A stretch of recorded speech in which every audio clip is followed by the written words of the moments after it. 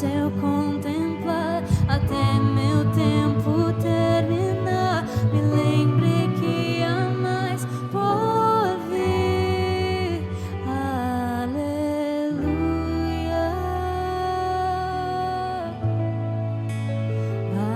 aleluia,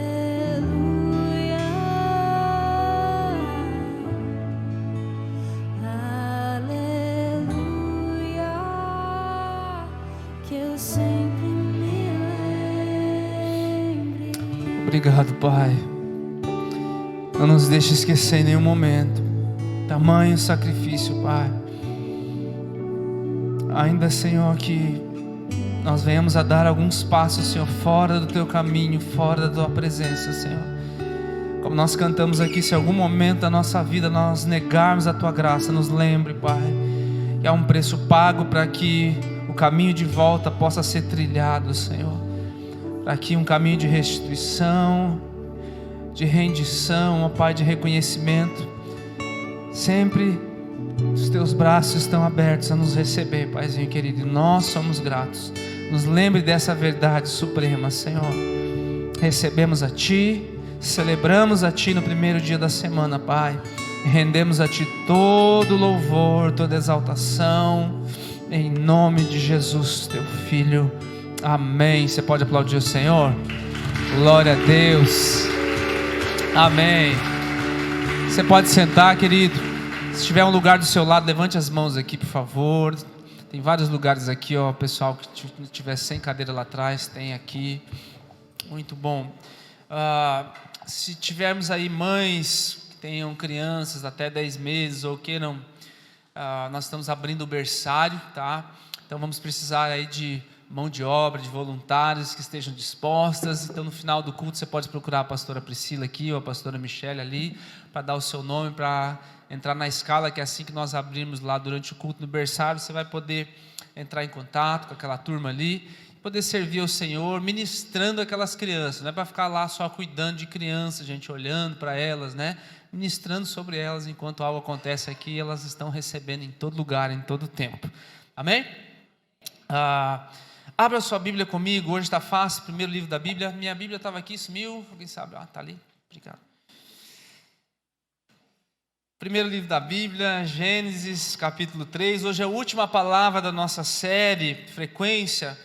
E hoje talvez eu quero olhar para essa passagem que você já viu tantas vezes, mas talvez você não percebeu isso aqui, que tenho certeza que o Espírito Santo quer falar contigo na última palavra dessa série. A série é sobre frequência. Deus está falando em todo momento. Existe uma frequência onde Ele fala que eu preciso acessar essa frequência para que eu possa ouvir Ele. E a palavra-chave hoje dessa última palavra, está lá, ó, é relacionamento. E a gente vai ver o propósito que Deus nos criou, aonde nós deixamos de ouvir a voz de Deus e como é que funciona agora para eu poder voltar a acessar essa voz depois de tanto tempo, né? Ou talvez depois de tantas experiências que nós tivemos com Deus. Gênesis capítulo 3, versos 8 a 10, diz assim, ó: ouvindo o homem e sua mulher os passos do Senhor Deus, que andava pelo jardim quando soprava a brisa do dia, esconderam-se da presença do Senhor Deus entre as árvores do jardim. Mas o Senhor Deus chamou o homem perguntando: onde você está? E ele respondeu: eu ouvi os teus passos no jardim e eu fiquei com medo, porque eu estava nu e por isso eu me escondi. Nós vamos entrar aqui, vamos tentar voltar um pouquinho no contexto, mas como reconhecer a voz de Deus? Essa é a pergunta que nós temos feito nas últimas 6 semanas. Como reconhecer a voz de Deus? Várias pessoas falam que ouvem, algumas você já ouviu falando que eu ouvi Deus, mas de fato você percebe que nada muda na vida, não tem um fruto, então, né, você chega à conclusão, não, ou essa pessoa está viajando, ou Deus não fala assim com as pessoas como eles estão dizendo. Enfim, como posso eu ter certeza então que eu estou ouvindo a voz de Deus? Jesus veio para restaurar um relacionamento. Quando Jesus fala várias vezes na caminhada dele, meu pai, meu pai, meu pai, você precisa entender que no contexto do Antigo Testamento isso não é comum. contexto do Antigo Testamento é que existe um Deus, e esse Deus é extremamente santo, e às vezes ele fica irado demais, e ele exige várias coisas. Deus está tentando ensinar para um povo como se relacionar com ele. A primeira coisa que Deus tenta ensinar lá no Antigo Testamento é reverência. A primeira coisa que Deus tenta ensinar lá no Antigo Testamento é que existe um Deus, e as pessoas adoravam a várias coisas. Então Deus, dentro da metodologia, dentro da didática dele, ele está ensinando o povo. A primeira que não se entra de qualquer maneira diante de Deus. Você tem o símbolo do tabernáculo, você tem o símbolo das festas, você tem o símbolo de várias ordenanças, de sacrifícios e vários rituais que Deus instituiu para eles, para ensiná-los como chegar à presença de Deus. Agora, uma vez que eles aprenderam que não é de qualquer forma que você se achega, Jesus ele vem para dar um conceito agora mais ampliado. Lembra de que nós acabamos de celebrar aqui a ceia? Ele fala assim: eu tenho uma nova aliança com vocês. Essa nova aliança ela é ampliada. Essa nova aliança nós entendemos como o tempo da graça, aonde lá atrás haviam muitos mandamentos e muitas ordens para eles que eles tinham que cumprir. Deus estava ensinando para eles algo, mas agora vem um novo tempo onde esses mandamentos continuam em voga, mas a maneira com que você cumpre isso, ela é diferente. Ela não é mais por uma obrigação, ela não é mais simplesmente por um ritual, ela envolve um compromisso interno, e esse compromisso interno envolve relacionamento. Por isso Jesus, ele vai se dirigir a Deus agora de muitas formas, como o Pai. O meu Pai, alguém pede assim: Senhor, mostra-nos o Pai. E aí Jesus fala assim: quem vê a mim, vê ao Pai. E aí eles começam assim a ficar meio confusos: como assim? E Jesus em algum momento ele chama uma palavra carinhosa no hebraico, Abba, que significa aquele ou papai na nossa linguagem, né? Um pai, um direcionamento para um pai que está próximo, não mais um pai que está longe. A palavra que ele usa é entrar na presença do Senhor, e não na presença no sentido de um rei que está lá num trono, mas entrar na presença no sentido de estar diante da face do Senhor, estar diante do Pai. Enfim, esse é o relacionamento que Jesus vem restaurar e ampliar. E é preciso que você entenda que você não vai conseguir ouvir a voz de Deus se você não perceber o nível de relacionamento que você quer ter com o Senhor. 3 verdades eu quero trazer aqui hoje para todos nós sobre ter um relacionamento pessoal com Deus. São muito simples, sim, mas dentro desse texto talvez você deixou de perceber, tantas vezes que você já leu, algumas coisas tão simples, mas tão preciosas a respeito disso. O primeiro ponto é que o nosso relacionamento com Deus deve ser a nossa maior prioridade. Quando pediram para Jesus qual é o maior mandamento, Jesus resumiu toda a lei. Ele fala assim: disso aqui depende toda a lei: amar a Deus sobre todas as coisas, com toda a tua força, com todo o teu entendimento, com todo o seu ser, e amar ao próximo como a ti mesmo. Isso significa que, se você quiser ouvir a Deus, você já sabe disso. Você precisa fazer do teu relacionamento com Deus, não simplesmente da tua religiosidade ou do teu compromisso semanal aqui, mas o teu relacionamento com Deus é a tua maior prioridade. Agora eu quero lembrar, e você que é casado, talvez você que é noivo, você que já está se relacionando com alguém há muito tempo, como eram os primeiros dias. Como eram os primeiros dias quando você queria estar com essa pessoa? Você precisava conhecê-la, você olhou para ela, você achou alguma coisa, né, que chamou a tua atenção nela, e você, com certeza, nos primeiros dias você fazia coisas que talvez hoje você pensaria 2 vezes se você fosse fazer. Várias vezes eu morava lá em Curitiba, né, cidade grande, morava num bairro diferente da minha esposa. Várias vezes eu voltei para casa a pé, longe, gente, de noite, correndo risco de vida. Olha o que eu fazia para você, amor. Né, de noite, não voltava muito tarde, mas enfim, de noite, porque eu queria ficar mais tempo com ela. Tá, deixa o ônibus lá que passa, eu vou voltar para casa a pé. Por quê? Porque eu quero gastar mais tempo com ela.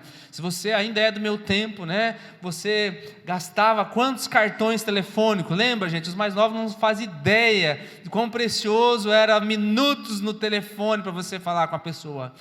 1998, 99, eu acho, 99. Eu morava aqui em Balneário Camboriú, fiz meu primeiro ano de faculdade lá na Univale. Meus pais moravam lá em Matelândia, 1.100 quilômetros de distância. Minha namorada morava lá em Curitiba. Então, uma vez por semana a gente combinava: vou te ligar lá, 30 minutos a gente tem para conversar, que é o que dava aquele cartão daquela semana. E aí depois na outra semana, e cada minuto era precioso, né? Não dava para ficar gastando tempo. Desliga você, não, desliga você, não, desliga você. Pulava essa parte, né? Por quê? eu queria desenvolver um relacionamento com ela. E para desenvolver o relacionamento, você, principalmente quando você é estudante, quando você está na faculdade, as coisas são tudo mais apertadinhas, tudo é mais difícil, mas eu economizava cada centavo, cada minuto, cada tempo precioso para eu poder desenvolver o meu relacionamento com aquela pessoa que mais tarde viria a ser a minha esposa. Eu investia dinheiro, eu investia tempo, eu fazia sacrifícios, eu fazia coisas que normalmente eu não faria por nenhuma outra pessoa. Por quê? Porque eu queria conhecê-la melhor. Queria investir nesse tempo, sabe? Cada feriado que eu tinha oportunidade, não eram todos, mas cada um que tinha eu já programava, esse aqui eu vou conseguir. E aí eu mandava carta, gente, você veja, não tem cabimento hoje você ter o WhatsApp, é tão rápido, é tão instantâneo, e ficava esperando aquela semana chegar, o dia da semana chegar, para o carteiro entregar aquela carta, meu bem, como é que foi a tua semana? Não faz sentido hoje para você, mas isso era algo muito precioso. Porque escrever uma carta demanda muito mais tempo do que escrever uma mensagem. Você tem que escolher as palavras, você não quer gastar todo o papel, você não quer jogar fora, tua mão começa a doer se você demorar demais. E aí olha o que eu fazia. Eu ainda, depois que eu terminava tudo aquilo, eu gastava tempo para passar limpo. Vê se pode, gente. Passar limpo, os estudantes não sabem mais o que é isso, é escrever tudo de novo, agora com a tua melhor letra, mais caprichada que tinha. Por que isso? Às vezes eu nem vou falar o que eu mandava para você, mas eu vou passar vergonha aqui. Ai, esse cara romântico. Mas enfim, eu gastava muito tempo fazendo essas coisas.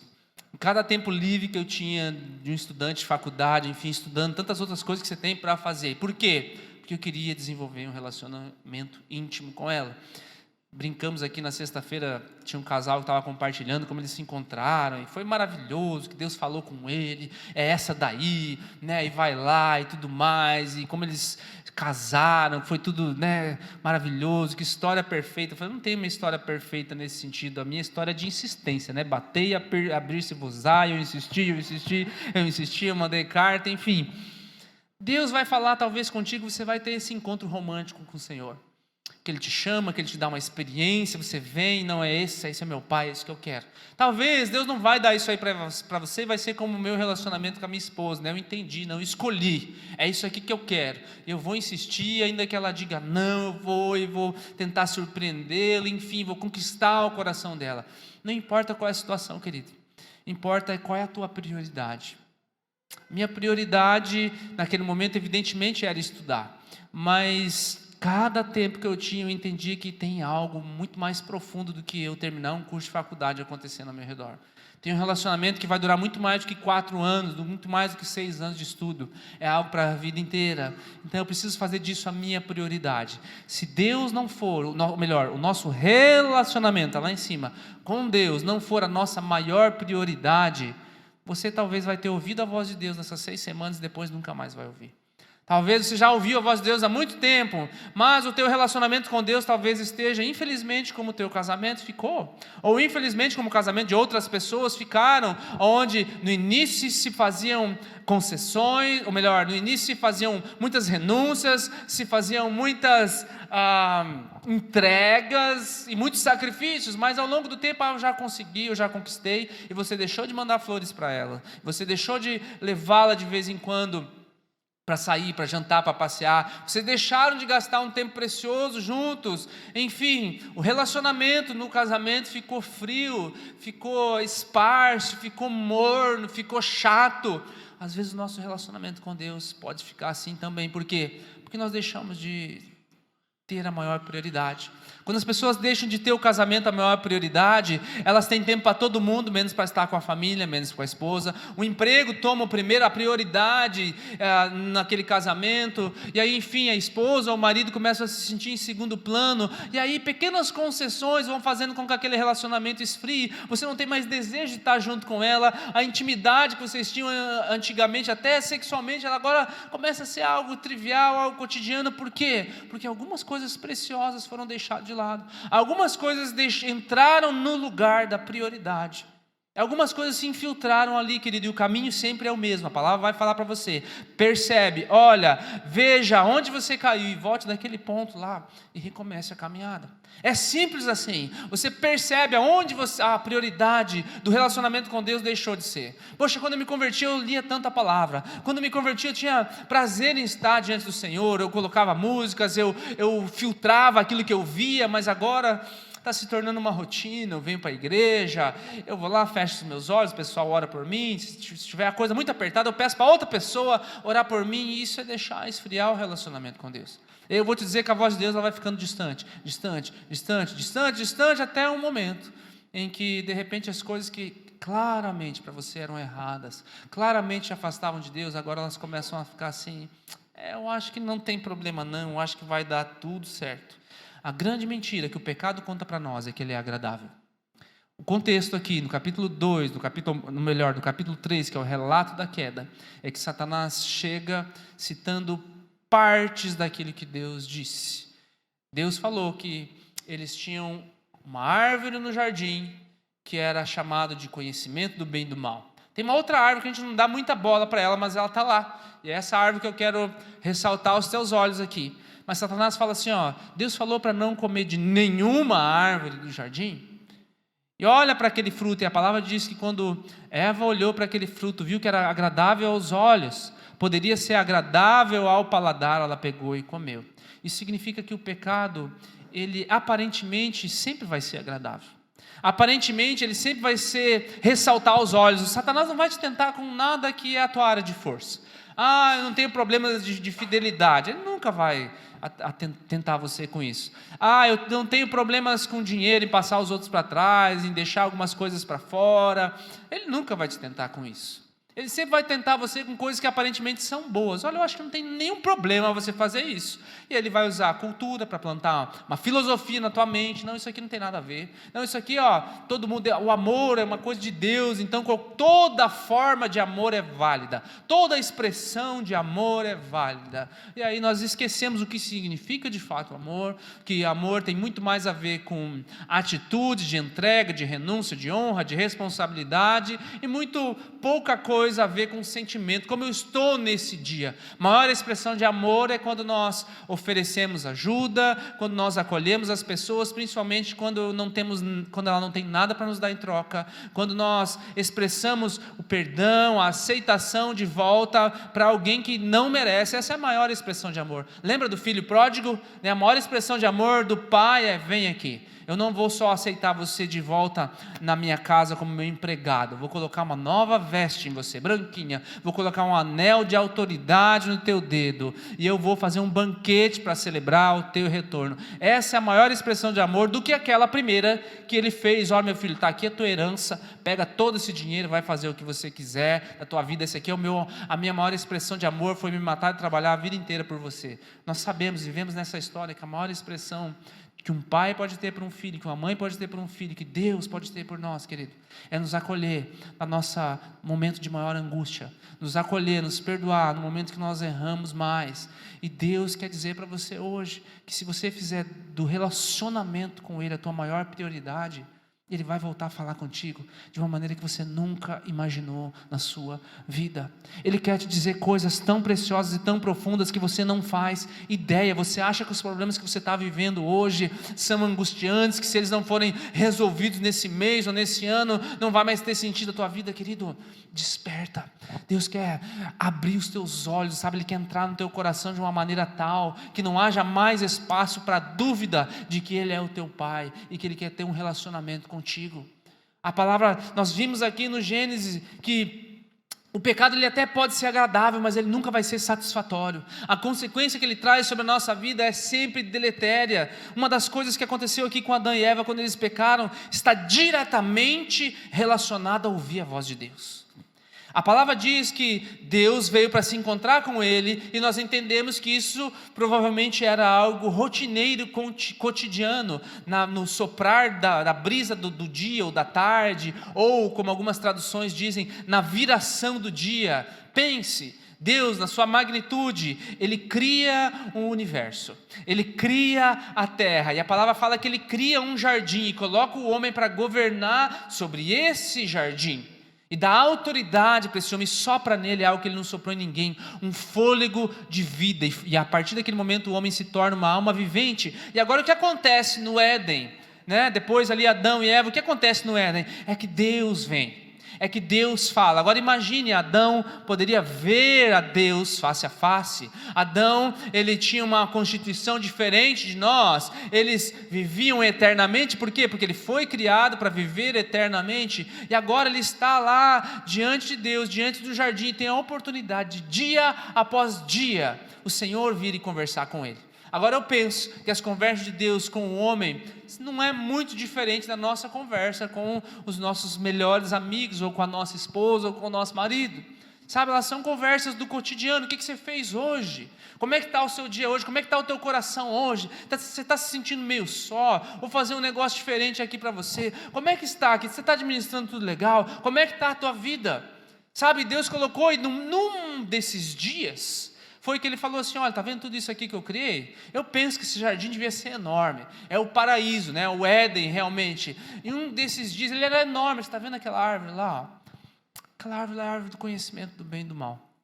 Está vendo tudo isso aqui? Tudo isso aqui? Você pode comer de tudo isso, você pode usufruir de tudo isso, mas não vai naquela lá não, porque no dia que você comer dessa árvore aqui, você vai morrer. Não faz isso. E várias vezes, provavelmente, Deus falou isso com ele. Mas agora, nesse dia, nós estamos falando sobre ouvir a voz de Deus. Nesse dia, a palavra diz aqui que Adão ouviu os passos do Senhor. E após ouvir os passos do Senhor, veio um sentimento que ele nunca sentiu na vida: medo. E aí veio uma reação que talvez ele nunca precisou fazer na vida dele: se esconder. São duas coisas que ele nunca experimentou na vida. Ele simplesmente, ele nem ouviu a voz de Deus. Deus não chegou a Adão, mas ele ouve os passos de Deus. Deus chegando naquele lugar. Não sabemos como se manifestavam esses passos de Deus, se eram, talvez a expressão aqui que Moisés usou para que nós entendêssemos que Deus nem tinha se manifestado completamente. Deus não estava: Adão, onde é que você está? Adão, eu vi que você fez algo errado. Não, ele ouviu Deus se aproximando, ou seja, ele percebeu a presença do Senhor. E ao perceber a presença do Senhor, o medo tomou conta dele. E aí a reação dele agora não foi mais se aproximar de Deus. O relacionamento que ele tinha com Deus é: Deus está chegando, está na hora, né, de eu conversar com Ele, está na hora de eu dizer para Ele como aconteceu o meu dia, qual é o sentimento que está perturbando o meu coração. Esse era o sentimento de Adão quando ouvia os passos do Senhor. Esse era o sentimento do homem. E eu penso que Deus, ao criar o homem, querido, Ele tem prazer em se relacionar com o homem. E o resto da palavra você vai entender que Deus está tentando restaurar o que? Relacionamento. Quando Jesus vem, Jesus está tentando restaurar o que? Relacionamento. Agora o relacionamento de Deus com o homem, ele é longe, ele precisa da intermediação de um sacerdote, ele precisa de sacrifícios para demonstrar alguma coisa. Existe um véu separando a presença máxima do Senhor da presença percebida dele. Agora existem vários rituais, e quando Jesus vem, o véu do templo se rasga, no sentido: eu quero restaurar esse relacionamento, eu não quero mais que tenha impedimentos entre nós. Agora você não precisa da intercessão de ninguém, porque nós temos apenas um mediador entre o céu e a terra, Jesus Cristo, homem. Ou seja, ele está falando para nós que existia um relacionamento perfeito, que nós somos criados para termos um relacionamento perfeito e ouvirmos a voz de Deus em todo o tempo. Mas o pecado tirou isso de nós. O pecado, a primeira consequência que o pecado traz sobre nós, quando nós percebemos a presença de Deus, é medo. É medo. Qual é a reação que Isaías tem quando tem um vislumbre dos céus? Ai de mim. Medo, que sou um homem de impuros lábios. Olha o pecado, a natureza do pecado, lembrando ele: e habito no meio de um povo de impuros lábios, porque os meus olhos contemplaram o Rei. Entende que a nossa primeira reação agora a perceber a presença de Deus é medo de sermos consumidos, mesmo medo de estarmos nus, que é o caso de Adão aqui, no sentido de: Deus está vendo todas as minhas transgressões. Nada que está oculto diante de Deus não vai ser descoberto. Os meus mais profundos pensamentos, as minhas mais horrendas lembranças, elas estão diante do Pai de maneira desnuda, sem roupas para me cobrir a minha vergonha. Essa é a sensação que nós temos agora quando estamos na presença de Deus. Essa é a sensação que o pecado trouxe sobre nós. Ouvi os teus passos, eu tive medo e eu me escondi. Querido, o pecado lança o relacionamento na lama, não é? O pecado lança o relacionamento na lama. Casais, vocês sabem, quando há a traição de um para o outro, o que acontece com o relacionamento? Imediatamente se quebra. Amizades, quando você foi traído, quando aquela pessoa falou para outra pessoa aquilo que você contou para ela, não queria que ela contasse, Quando de repente ela pegou algo teu escondido e não falou nada para você, o que acontece? Pecado, o que acontece com o relacionamento? Pum, quebra. Tantas outras situações, às vezes você tem uma sociedade, vocês estão trilhando a vida juntos, gastaram anos juntos, fazendo aquele negócio crescer, de repente você descobre algo muito errado ali naquele meio, pecado, o que acontece com o relacionamento? Pum, racha. O nosso relacionamento com Deus é a mesma coisa, meu amado.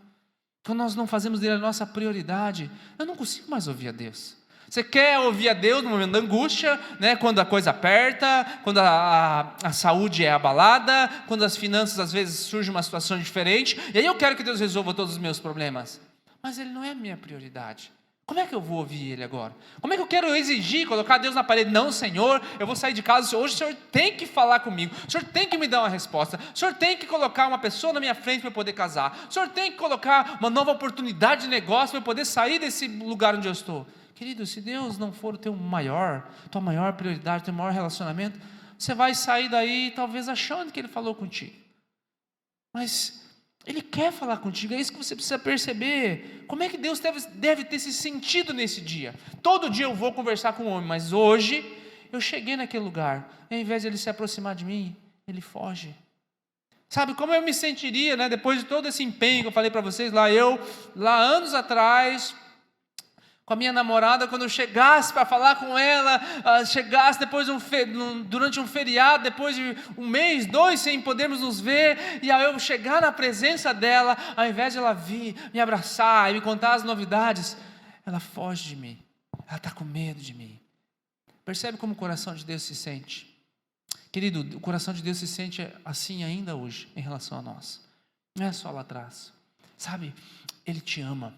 Ele te deu um privilégio de você poder cultuar o Senhor em um país ainda livre, ainda onde nós podemos, né, não sei até quando, mas ainda nós podemos cultuar o Senhor livremente, falar da palavra. Tem algumas resistências por aí, mas nós ainda podemos fazer isso. Podemos falar do Evangelho abertamente, nós podemos cantar, nossa, que maravilha. É a presença do Senhor. Sabe, eu estava lá atrás ouvindo vocês, não estava ouvindo a equipe de louvor, estava ouvindo vocês, o cântico ao Senhor. O que está acontecendo aqui neste lugar?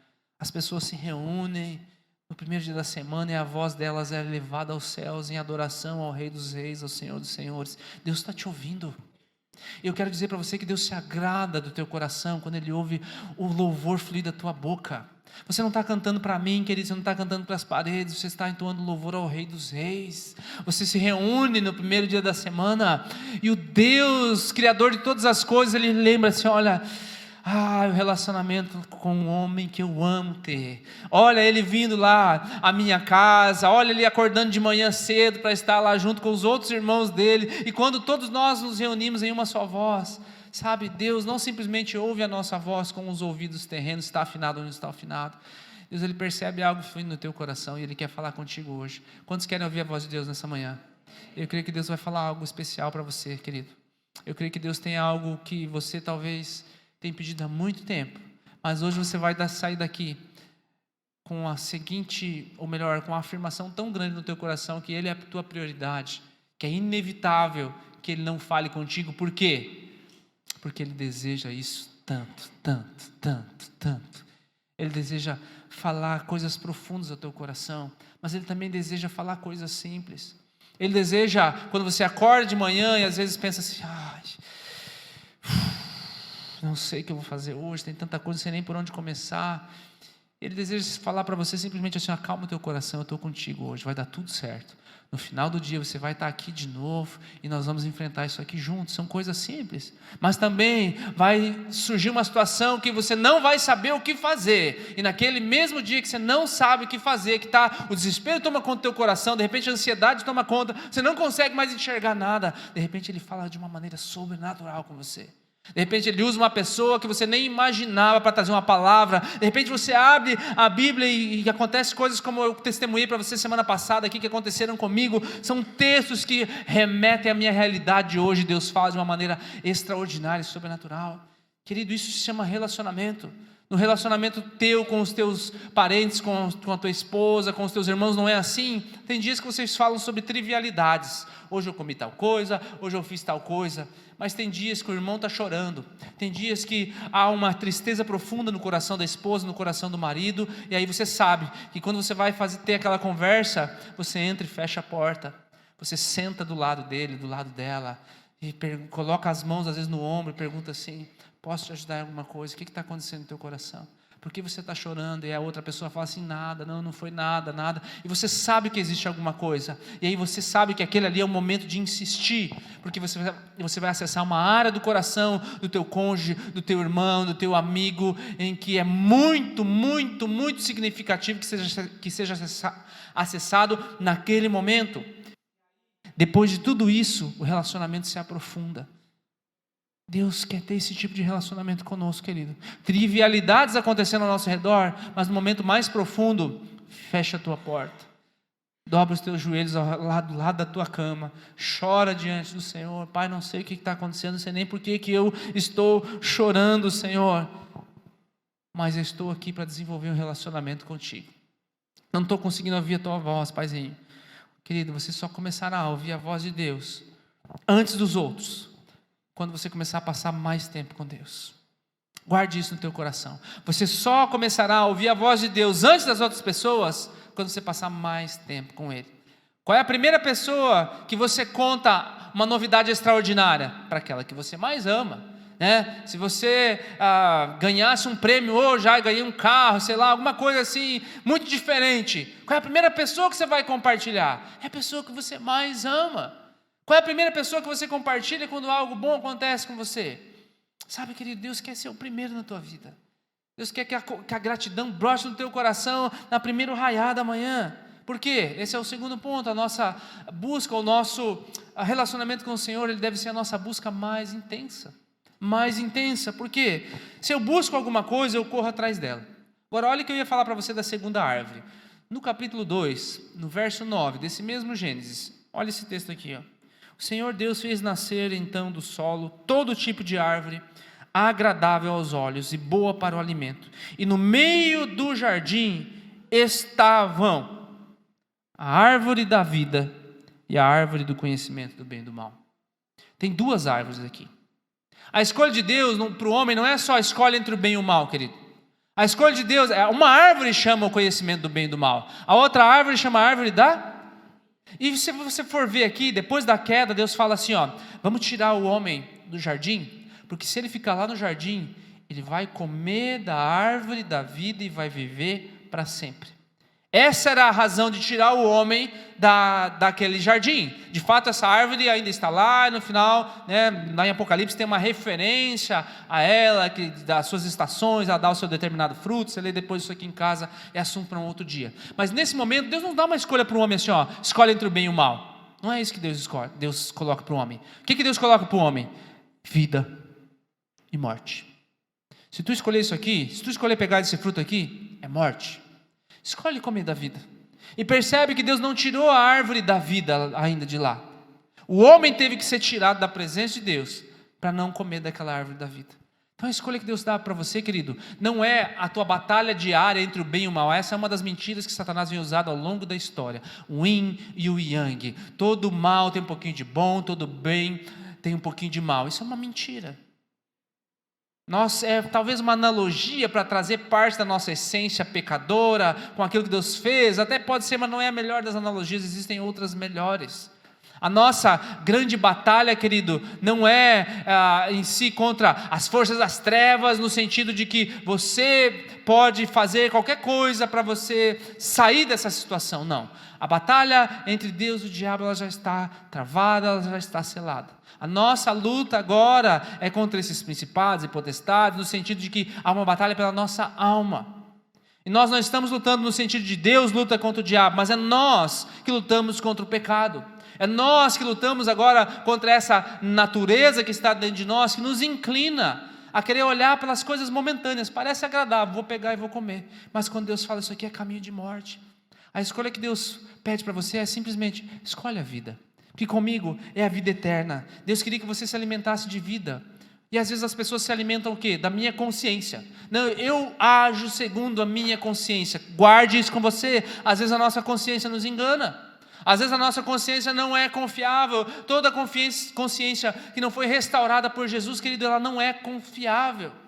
Eu não faço nada que vá contra a minha consciência. Isso não é absolutamente verdade. E não é uma verdade absoluta para você se manter. Por quê? Por exemplo, quando Deus pede para Abraão, me dá o teu filho, você acha que isso aí é a favor da consciência dele? Pensa que Abraão devia ser um homem justo? Pensa, que a Bíblia ressalta ele de tantas maneiras, vai ser chamado depois de o pai da fé. Ele agia segundo, deveria ter uma das melhores consciências do mundo, vamos colocar assim. Mas naquele momento ele não podia ouvir a voz da consciência, que o homem hoje chama de consciência, Ele tinha que ouvir a voz de quem? De Deus. Você não pode viver baseado na voz da tua consciência. Você tem que viver baseado ouvindo a voz de Deus. E o Espírito Santo, a palavra fala que ele veio para purificar de fato a nossa consciência de algumas coisas. Hebreus 9,14 diz assim, quanto mais então o sangue de Cristo, que pelo Espírito eterno se ofereceu de forma imaculada a Deus, eu sublinhei isso aqui, purificará a nossa consciência de atos que levam à morte, de modo que nós venhamos a servir ao Deus vivo. Deus não pretende que você viva de acordo com a sua consciência. Deus pretende que você viva de acordo com a sua voz. Deus não pretende que você viva de acordo com a sua consciência. Deus pretende que você viva de acordo com a sua convicção. Eu entendi. Existe um caminho de vida e existe um caminho de morte. Qual é que eu vou escolher? Isso está colocado diante de mim todos os dias. A minha consciência só vai ser confiável se ela passar por esse crivo de Romanos 9,14. Se ela for purificada.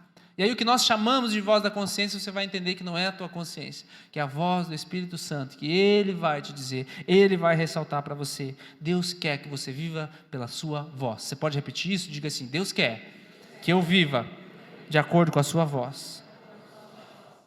Nossa maior busca é viver buscando ouvir essa voz e distinguir. E o último ponto, nosso relacionamento com Deus deve ser a nossa maior paixão. O que é a paixão? Aquilo que mexe comigo.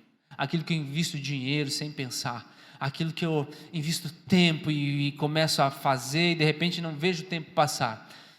Lucas 10 vai ter a passagem de Maria, nos dando um bom exemplo, Caminhando Jesus, seus discípulos chegaram a um povoado, certa mulher chamada Marta recebeu na sua casa, você conhece a passagem, Maria é sua irmã, e começa lá Marta correndo atrás das coisas e Maria sentada aos pés de Jesus. Deixa eu ler só o último verso. Verso 41, diz assim, o Senhor, Marta, Marta, você está preocupada e inquieta com muitas coisas, todavia apenas uma coisa é necessária. Maria escolheu a boa parte e essa não lhe será tirada. Uma coisa é necessário, querido, uma coisa só é necessário. O relacionamento com o Senhor. Uma coisa na vida é necessária para você resolver todos os seus problemas, para você ouvir a voz de Deus, priorizar Ele. E fazer disso a sua busca mais intensa. Não limitar, experimentar o Senhor simplesmente no culto de domingo. Deus tem algo precioso para você. Você só consegue descobrir o que é se você descobrir o que vale a pena eu morrer. Não é o que vale a pena viver. É o que eu faço aqui nessa vida que vale a pena eu morrer. Porque se você descobrir algo que vale a pena morrer, você pode investir a tua vida nisso. Que aí vai valer a pena viver por isso. Vale a pena morrer por Cristo? Sim ou não? Então vale a pena nós vivermos a nossa vida inteira devotos a Ele. Vale a pena morrer pela tua esposa, pelo teu marido? Então invista o teu tempo nela. Pelos teus filhos? Então invista o teu tempo neles. Sabe, gaste as maiores preciosidades que você tem, as maiores pérolas que você tem, investindo naquilo que vale a pena morrer, querido, porque aquilo que passa, talvez você vai gastar tempo demais com isso. Deus quer falar algo muito precioso para você. Se coloque de pé, por favor.